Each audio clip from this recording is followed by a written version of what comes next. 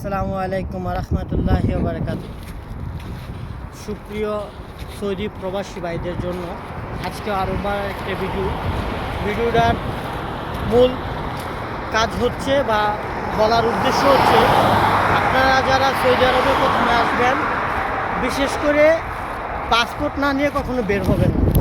কারণ পাসপোর্ট না নিয়ে যখন আপনারা বের হবেন, সেই ক্ষেত্রে এই যে দেখতেছেন আমার পাশেই যে হাইওয়ে রোড, এই পাশে হচ্ছে মরুভূমি।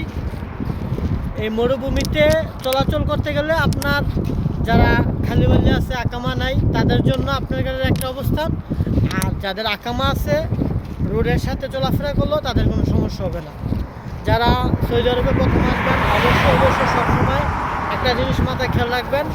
আমরা কিছু বাঙালি ভাইয়েরা আছি যে পাসপোর্ট না নিয়ে রুমে রেখে এসে বলি যে পাসপোর্ট আছে, আকামা আছে।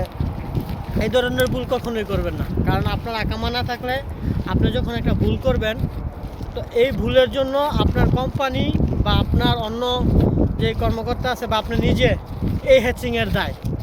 কারণ কেননা পাসপোর্ট না থাকলে, আকামা না থাকলে আপনি যে পেছাটা পড়বেন সেটা হচ্ছে সৌদি গভর্নমেন্টের যে পুলিশ আছে, যে কানুন আছে, এই কানুনের সাথে আপনি দণ্ডনীয় অপরাধ করছেন।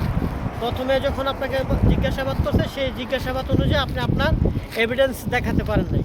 তো অতএব আমার একটা কথা হচ্ছে, পরামর্শ যে ভাই অবশ্যই আপনারা পাসপোর্ট নিয়ে বের হবেন। এটা হচ্ছে সৌদিতে নতুন যারা আসবেন তাদের জন্য একটা পরামর্শ। আর আরেকটা বিষয় হচ্ছে, আমরা আজকে যাচ্ছি হচ্ছে নদীর পাড়। ক্যামেরায় আছেন রাকিব ভাই, সাথে আছেন আমাদের সাদ্দাম ভাই, আর আমি মোহাম্মদ রুহুল আমিন। আপনাদেরকে তো অবশ্যই বললাম, অবশ্যই আমাদের পাশে থাকবেন, লাইভটা শেয়ার করে দিবেন অন্য ভাইকে। এই সমস্ত উপকৃত ভিডিও করার উদ্দেশ্যই হচ্ছে আপনাদেরকে সচেতন করা। আর আপনারা যদি একজন নিজেরা দেখে অন্য ভাইকে সচেতন করেন, তাহলে আপনাদের জন্য যেমন ভালো হয়, অন্য ভাইদের জন্য ভালো হয়। সব সময় আমরা একটা জিনিস খেয়াল রাখি কি, আজকে আমাদের বাংলাদেশ থেকে প্রতিদিন 5,000 করে লোক ফিঙ্গার দিচ্ছে এবং 5,000 করে লোক আসতেছে সৌদি আরবে। শুক্রবার, শনিবার এই 2 দিন শুধু ফিঙ্গার ডেস্ক বন্ধ থাকে। আর এখন যেটা হয়েছে, মানে কন্টিনিউ শুক্রবার নাই, শনিবার নাই, পার ডে মানে ফ্লাইট কারো মিস হয় না। প্রতিদিন শুক্রবার, শনিবার সহ ডেলি 5,000 করে লোক বাংলাদেশ থেকে সৌদি আরবে আসছে।